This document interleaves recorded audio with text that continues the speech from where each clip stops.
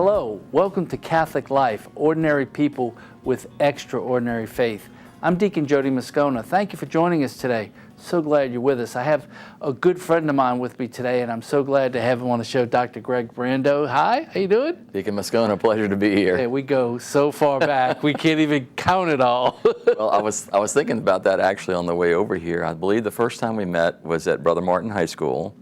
Had to be early 80s. It was. And I think you were there to visit our mutual great friend, Brother Jean Saubert. Absolutely, absolutely. And in that era, I was in law school working for the city council, and y'all wanted to shut down the street. Yeah. Remember? And we were Yes. trying to work out shutting down the street. Well, I was trying to remember what the context of the meeting was, and of course, Brother Jean spoke very highly of you, and he's always been one of my really top guys The best of all time. The best. We could tell stories all day. He was one of my absolute most favorite person. Of course, he always said that we were the first Brother Martin graduating class, even though we were second. Yeah. You were 71?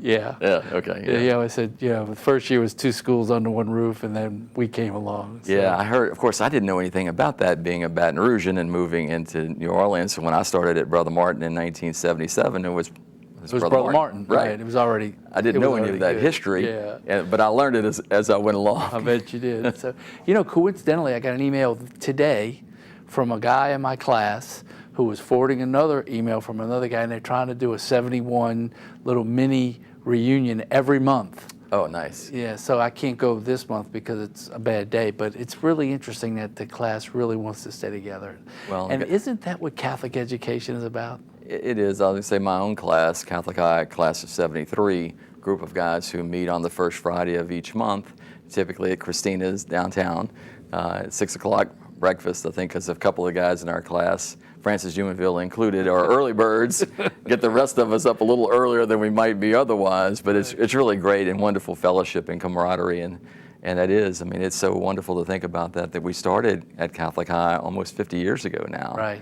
And these bonds are still strong, and if not stronger now than they ever were before. Right, and that's really what what you're developing now, and always have been in your whole career, and I've been a beneficiary of through myself and the kids. So, that's awesome here. So, just for those that don't know. Dr. Brandao was the principal at Catholic High when my two boys were there, and so our paths crossed again at that point, and then we've been kind of together, except for when you went out of town for a while ever since. And then I saw Brian, of course, this morning, now serving as the principal at St. Thomas More, and I listened to Matt on the radio on the way over here this afternoon for our interview. Two of your boys. So this is Moscona. Exactly. It feels that way. Yeah. And those guys that you have that special relationship with when they're young men and they're going through their formation in the school, and then here it is years later, and you see the fruits of the parents' labor and the school's collaboration to bring them to the people God created them to be, and it's really a great joy for me. Yeah.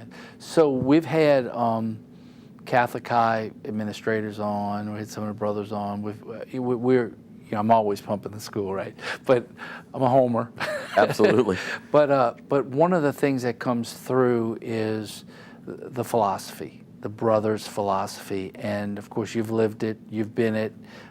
You've taught it, and I think that is going to serve the people at St. Thomas More well, even though they're not a brother school. If you know what I mean. I mentioned Brother Jean at the outset. I think it was from him that I first really began to understand the concept of personal attention. I certainly benefited from it at Catholic High School, and Brother Don and Barry was my principal, and it took years later, though, that I really started putting the piece parts together.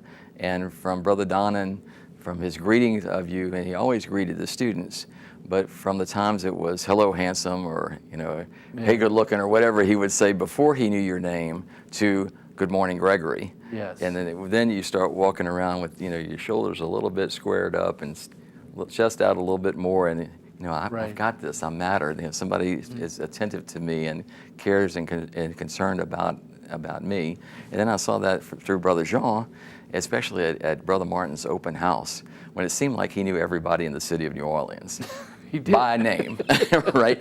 And I started realizing the power and the importance of recognizing the young person and getting to know him at a personal level for the benefit of anything else we wanted to do with him in terms of his spiritual formation, his academic development, just again, whatever enriching activities we could provide for him. And but it all started from them knowing that you had a deep care and concern and love and affection for them. Absolutely, absolutely. And, you know, we had the Catholic school superintendent on earlier, and, you know, there's a lot of statistics of how good the schools are doing, you know, and I mean, that's her job, okay? Right. But what comes through is that when you are educating the mind, body, and the spirit, Right. there's a whole different attitude about education. And that's something that, quite frankly, you don't get in the public school system. Right, and it's not there, I guess, even allowed in some senses to be able to touch that. So no discredit intended to them for No, what they do. It's just that we're empowered, encouraged, and expected to do that. Yeah, and that's a wonderful place to start with any form of education. Right, exactly. And so I was telling Dr. Mel when she was here, I said, you know, I remember as a young boy being in a Catholic school, and the nuns incorporated our religion into every subject. You know, I mean, every subject, math, What everything. elementary school did you attend? St. Rose de Lima. Yeah. So they were sisters of St. Joseph, you know, and so all of our girls went to St. Joseph in New Orleans, you know, most Right. of them. And so it's a small world. I move up here and it's the same thing. Same sisters, that's right. Same sisters, same Catholic high, same brother one. It all fits. That's really nice. It all fits together. It all fits together. So that's a little bit about the background. I will tell you one other Brother Jean story you'll find interesting, and we're just reminiscing here, and I hope you're enjoying to get a little feel for what happens when you develop relationship around certain aspects of your life that are not secular work stuff. It's more personal and family. And Catholic High has always been a family. So we've always been family to each Absolutely. other. But so Brian was in 7th grade and wanted to go to Catholic High for 8th grade, and you cut the class in half that year. Went from 30-something to 18 or 20, right about, whatever yeah, it was. yeah. And so it was going to be tough to get in. And then Brad, I don't remember Brad, Caredoff got in, Yeah. and he was in Brian's class at MBS, and how in the world is one school going to get 2 of those spots? And Brian got one. And so I ran into Brother John at a Brother Martin football game right after that, and I thanked him. I said, brother, I know you made a call. Oh, no, the acorn doesn't fall far from the tree. You know, and to this day, he never said anything, but I know Brother Jean well enough to know when he got wind of what was going on that the legacy was going to be preserved, even though I had moved from there to here. And That's when I was in New Orleans, I used to refer to Catholic High as Brother Martin West, and then when I was in Catholic High as Brother Martin East, you know, or whatever, probably directionally challenged there, whatever it is. I used to tease both people, and it was interesting because when I was, of course, a graduate of Catholic High, and I moved to New Orleans, and I was at Brother Martin for 9 years. Well, I was the guy from Baton Rouge. But then when I came back to Catholic High in 1986, I was the guy from New Orleans. So I said, well, okay, whatever. You know, we're all brother schools. It doesn't matter. It doesn't matter. Another one we could talk on, but one other interesting point. You know, I never went to Coriezu. I went to Aloysius, and it turned into Brother Martin. Okay. And Coriezu, the part of Brother Martin that had been Coriezu was a hallway with this green terrazzo floor and these special lockers. And when we walked into Catholic High and I saw the green terrazzo floors and the lockers, I went, oh, they use the same architect, same plans. I spent the last 2 years up at the Brothers School in Metuchen, New Jersey.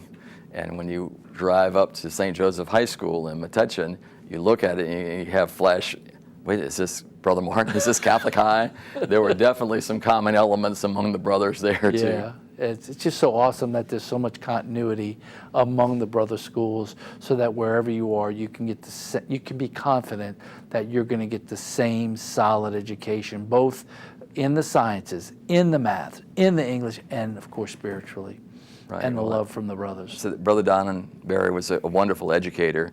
He made 2 mistakes in his career. When he took me as a student at Catholic High in 1969, and then he hired me as a teacher at Brother Martin in 1977. Besides that, he was almost flawless.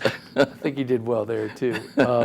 So a little bit, that's a little bit of background so you can know Dr. Brandao. We're going to talk about what's going on now because there's been this awesome move you've made, which was phenomenal because you just mentioned you'd been out of town for a couple of years. Was it 2 years? 2 right, years. right. And then we're lured back by this transformation that's going on at St. Thomas More, which is where you work now. And I really want to dive into that kind of after the break a little bit more deeply. But I do want to just ask you to just update us. Like you were in New Jersey? Yes. And 2 years? Right, and came back to Baton Rouge right around the middle of June. Took a little downtime and started at St. Thomas More on August 1st. That's awesome. So I've just been a month and however many days on the job there, but it's been a great experience so far. Right. You know, one of the things that we can hang our hat on in the Catholic community here in Baton Rouge, that we do have a lot of good, trained, and that's a broad general term, folks to work in our parishes, in our schools, in all of our ministries. And you're evidence of that because you've made a move from education to parish, but you're still in education. Right. One of the things that I used to tell people all the time when I was serving at Catholic High School was that we were so blessed in our diocese to have an abundance of excellent Catholic elementary schools. Because Right. a lot of times people would say, okay, come on the DL, tell me which one of the Catholic elementary schools do I need to attend? And I said, well, where do you live? What's your church parish? And they tell me, I said, that's a good one. That's a good one to start with. And they were all wonderful choices. Now, that's certainly different, and people, if they were into shopping and looking around at the differences that Yeah. might better meet the needs of their family and their children, we'll certainly understand that. But in terms of the quality, we've just been very blessed to be here in Baton Rouge with a lot of great Catholic elementary schools. And we're going to talk about that after a short break. How's that? Stay with us. After the break, we're going to continue with Dr. Greg Brandao, one of my good friends. We're going to talk about the great things going on at St. Thomas More. So stay with us. We'll be right back.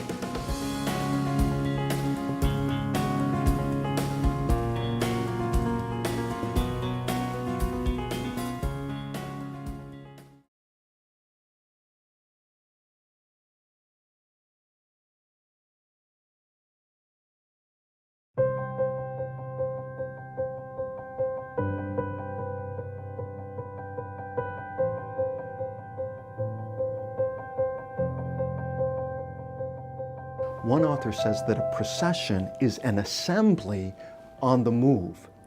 So we have to understand the difference between assembly and gathering. A gathering can be a group of people in the same place at the same time, saying and singing and doing the same things.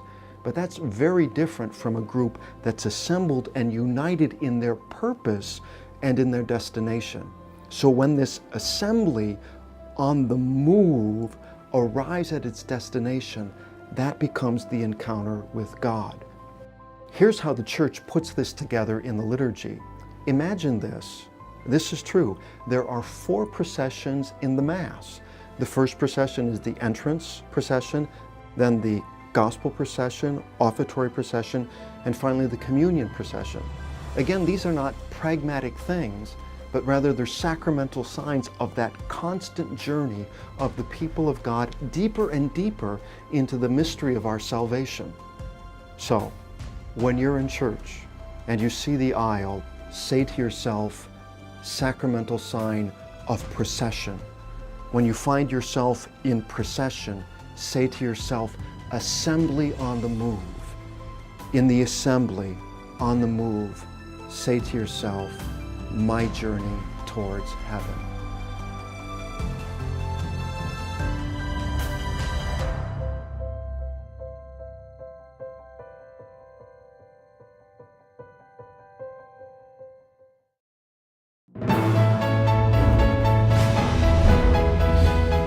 Watch our programming on demand anytime at CatholicLifeTV.org.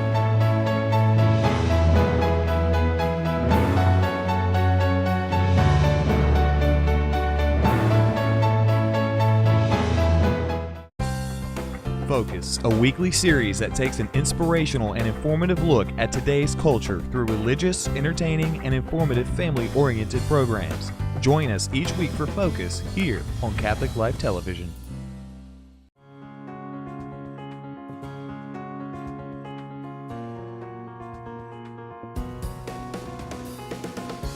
Welcome back to Catholic Life, ordinary people with extraordinary faith.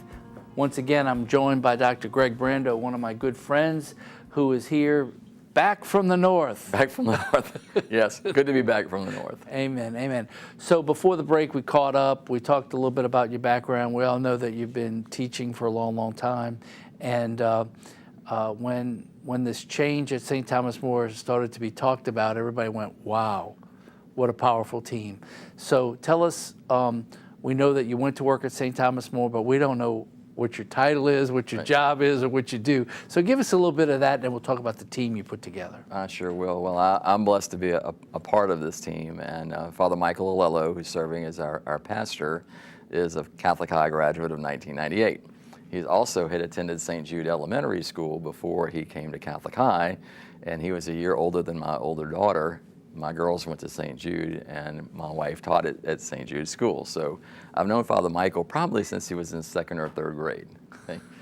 And then the new principal of the school is a gentleman that, I can't remember his name. Brian Moscona. Yeah, him, right? That guy. Yeah, that guy. Well, of course, I met him when he was in the 7th grade at MBS, applying to the 8th grade at Catholic High School. And so I've known him since, when is that, 93, I guess, that he was making applications. I've known him for a long time too, and I'm just so privileged to have a chance to work with those two wonderful young men who have asked me to come and join them in the ministry of parish life and education at St. Thomas More. Specifically, Father Michael has really embraced the notion of creating one St. Thomas More, where we don't have divisions among the preschool or the early learning center or the big school, which is the K-8, or other parish ministries, but to pull us all together. And he's asked me to assist him in that effort. So I have my title is Director of Mission Integration, and then and Advancement, because there will come a time through our efforts. You are integrated, and now you're advancing. Yeah. And we come up with some ideas as a community on what we need to do next, and if that involves additional physical facilities or enhancement of current facilities or whatever else, that we also work at how do we acquire the resources necessary to do that work.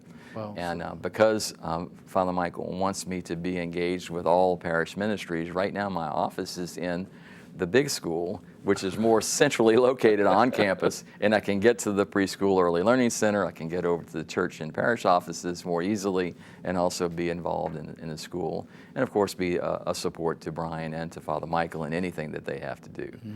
So that it's just been exciting. I can't tell you how excited I am to be with those guys and to be in support of them and the ministry of Catholic education and parish life at St. Thomas More. So it's exciting for me to hear that as a business manager at a parish, because in a weird kind of way, I got to deal with the same thing. Right, sure. You know, because Father Eric has kind of said, look, I got a lot of pastoral duties. The more you can do, the better. Exactly. And so little by little, you take on more of the responsibilities for different things that you didn't have to take responsibility for before, because at first you're just the business manager. Then you wind up being development. Then you wind up all the things that you're probably going to wind up being charged with. And certainly Father Michael had a number of challenges as he came to us first as the pastor of St. Louis, King of France, and then also the administrator of St. Thomas More, and working on the closing of one parish and then the merging of the two parish communities. So that's obviously been a lot on his plate, in addition to all of his pastoral responsibilities as the leader of our church. Right. So we said, okay, there's certain things that he can do that none of the rest of us can. right? We know about that. Right. Even as a deacon, I know that. Right. So we want to let him do those things. Right. And of course, he's still responsible for everything that happens, but to the extent possible, take a lot of that from him day to day so that he can concentrate on being the spiritual leader of our parish. Right. And we can take care of a lot of the other things. Of course, subject to, he's still the final voice and approval on, And he on should be. what we're going to do. But that's good. Take some of the pressure off of him to do that. And I'm hopeful that we can certainly do that as we move forward. Yeah. You know, one of the things that I really liked when I talked to Brian and Father Michael when they were here was this idea that, you know, we can capture a child now in nursery school, which is early learning center, Right. and get them all the way to 8th grade, funnel them to a Catholic high school, and they can get Catholic spirituality all the way through their life. Yeah, I think this is so wonderful, and there are two children there. Let's see. Again, I'm gonna stumble over names, but maybe Maria and Anthony that you may I might know something. those two. You might know something about those, your grandchildren, and I got to see. And in fact, I'm over at the preschool this morning, and there's Anthony, giving me a little wave, but you're exactly right in terms of them experiencing a Catholic school environment from 6 weeks of age. Yeah, right, all the way up. Through the 8th grade, and then in preparation, hopefully, to attend either St. Michael, St. Joseph, or Catholic High in the diocese. It's just the philosophy, the idea, the actual vision to see that really impressed me when Father Michael was here, and he had Brian with him. But one of the things that I know had to be difficult for Father Michael was this closure and move and integration, because he's integrating a lot of Vietnamese folks into his parish from what I hear. I haven't experienced it. We're integrating a lot of Spanish-speaking folks in our parish. And the wonderful opportunity for cultural exchange is there. Right. But it can be blunted by the prejudice that both sides have about each other, because they want to maintain their own culture, Sure. And I'm sure that Michael's going to break right through that. Well, he's done a great job, because if you come to Mass on a Saturday afternoon or Sunday and you see the people who are in the pews and the church is packed. Every Mass, I've heard nothing but that. And it's wonderful. It's wonderful. So I think, although it is at times perhaps a daunting challenge to some, I think it's a wonderful opportunity for us to put all that collection of people together. Yeah, and what I have tried to emphasize to our folks is, look, this culture exchange is two ways. Oh, absolutely. We need to know about their culture as much as we need to teach them our culture. That, yeah, they're living here and they need to learn, because this is where they have to assimilate. Absolutely. But how beneficial is it to us to learn about their culture, which we wouldn't have a chance to know, but having an opportunity to know them? Right. You know? So that's the wonderful thing about being in an environment that has an education as one of its primary ministries. So that really kind of that's not just for the school children, that's for all of us. Right? Everybody. So absolutely. And so my daughter and her husband, and of course you've already got my granddaughter over there. They went to Mass Sunday, and they said, we couldn't park. Yeah. It was so packed. That's not the first time we've heard that. and I told Brian, he said, well, you got to go to the back. You got to go to the school parking lot. That's the trick. Yeah. But isn't that a great problem to have, that you got so many people wanting to go to Mass? I mean, we had a session at the diocese recently talking about how many people don't want to go to Mass, and here we're packed. Right, so tell them next time. I can give them a few pointers on where they can park, but we're also, as a parish community, we're going to address that. Oh, yeah. And one of the things that I have been doing is meeting individually with any member of our parish faculty and staff who would like to meet with me, and then I'm going to host what we're calling parent forums and parishioner forums to give all the folks in our community an opportunity to give us some feedback on. And I'm asking them, guys, it's easy, 3 questions.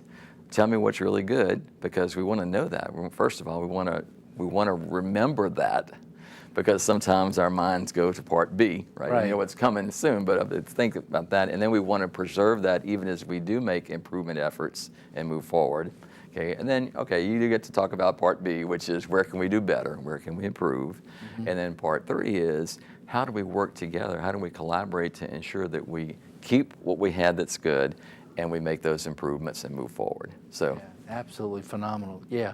So the other beauty about where you are is that St. Thomas More holds a special place in the development of Baton Rouge because strategically a lot of the development happened through that neighborhood, Broadmoor, Sherwood Forest, sure. you know, and so there's so much history and so of Baton Rouge I'm talking about right there to preserve, and y'all are right in the heart of it. right, and at a personal level, my godparents were part of that parish. And in fact, I was at Mass, one of the first times I went to Mass after the announcement was made, and I'm standing outside chatting with someone. There's one of the columns. I went, wait, that's my aunt and uncle. Their names were on one of the bricks, you know, so. Yeah.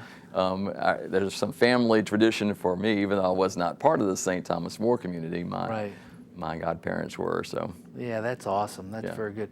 Now, what I always want to do when we're talking to the folks is to let them know what they can do to help or assist. And so people that are watching are saying, man, I'm kind of envious of St. Thomas More. It's not all good. I mean, you need more resources because you got more people. So you can make a pitch if you want. Well, I mean, we certainly, at this point, we're looking more for people to share their ideas and thoughts with us and how that can help us shape the future of our parish community. So at this point, we're not coming with our hand out like No, this. I didn't mean money. I meant We're coming like this, right? Yeah. Yeah, so to engage people, and there could be some people who have been a part of our community who no longer are in St. Thomas More for whatever reason, and if they hear something that is interesting to them or that excites them, and I'm not trying to pilfer folks from other places, but hey, come on back, take a look, Right. and come participate in the forums if you hear about it, and drop an email or call the office, and somebody can contact me, and I'd be glad to get back in touch with them to see how we might be able to just get together, reconnect, share your ideas, give your thoughts and from your previous experiences at St. Thomas More, and help us to develop the St. Thomas More of the future. Right. And sometimes if they just share the way it was before, you go, you know, maybe we could have forgotten that. Maybe we need to remember it. Absolutely. So that's one of the things, and we've talked about this with Father Michael has been at St. Thomas More for a year. Brian's been there for 3 months. I've been there for a month. So we don't have the institutional memory that a lot of those folks do. And that you've got to understand where you've come from. We know a pretty good idea where we are now in order to shape where we want to go in the future. So that would absolutely be a great grace to us. So if you have any background with St. Thomas More, you're welcome to share please. any of that information with the new triumvirate, the three leaders over there, Father Michael, Dr. Greg, and Brian. Listen, this has been fun. I enjoyed it. Thank you so much for coming and sharing with us. Thank you for giving me the opportunity, and we are so blessed to be at a wonderful place. I've been so welcomed and so warmly received by the St. Thomas More community, and looking forward to everything coming. Amen. Thank you for joining us today. Deacon Jody, till next time, God bless.